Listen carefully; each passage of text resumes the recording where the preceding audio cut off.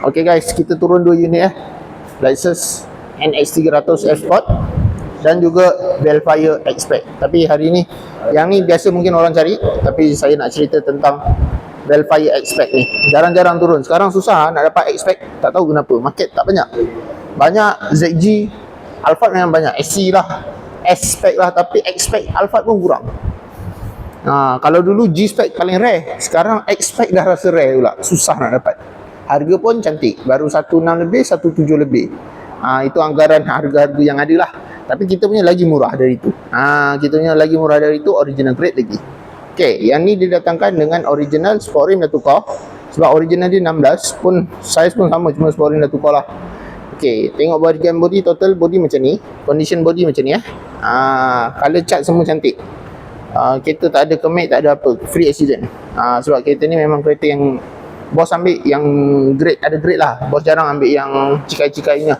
Tapi yang saya suka untuk Vellfire X-Pack ni adalah bahagian interior dalaman. Kenapa? Sebab interior dalaman dia cantik guys. Nampak premium. Walaupun orang kata SC, ZG, warna hitam interior nampak mafia, gelap. Tapi untuk saya yang ala-ala jiwa old school ni, saya lagi suka colour beige. Nampak macam zaman dulu punya Harrier, nampak mahal kan? Ya, betul tak? Lagi ada macam ni, kayu-kayan. Yang ni bahagian ni adalah soft touch, and then dia pakai leather lah. Okay, interior dalaman dia semua totally same like macam Z-Spec lah. Cumanya color, dia macam kalau Alphard dia ada G-Spec, kalau Vellfire tak silap lupa lah tiba-tiba. Vellfire pun dia ada satu spek yang color interior beige 7-seater. Siapa ingat boleh komen.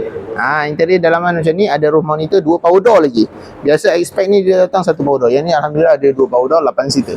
Cukup selesa untuk abang akak bawa anak. Harian daily use semua okey. Minyak pun jimat model ni sebenarnya. Full tank dalam 100.5, boleh pergi dalam 600 ke 700 km kalau jaga kaki. So that's why kalau kita biasa nampak Chinese, biasanya pakai dekat bandar untuk daily use. Sebabnya dia rasa minyak dia masih boleh counter. Service maintenance pun rendah untuk Alphard Vellfire, tak ada lah mahal sangat. Untuk minyak hitam dalam 300. Tu yang mahal sikit lah, yang ada grade. Kalau yang ambil yang murah-murah, rasa dalam 200 lebih dah settle. And then minyak gearbox, major service, tukar minyak gearbox, siap filter dalam 600 lah.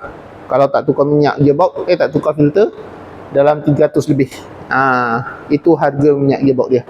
So consider okay. Kereta cantik, 2 power door, lampu projector lamp, Toyota safety sign, lane assist, pre-crash, autonomous cruise control pun ada. So untuk abang-abang, akak-akak kat luar sana, memang kereta ni pada saya cukup berbaloi. Harga dalam 1.5 lebih, boleh dapat kereta besar macam ni, cukup menarik. Okay, berminat jangan lupa like, share dulu, komen. Bye-bye. Assalamualaikum. Berminat, WhatsApp cepat-cepat 0177145604. Ingat Rikon, ingat Nabil.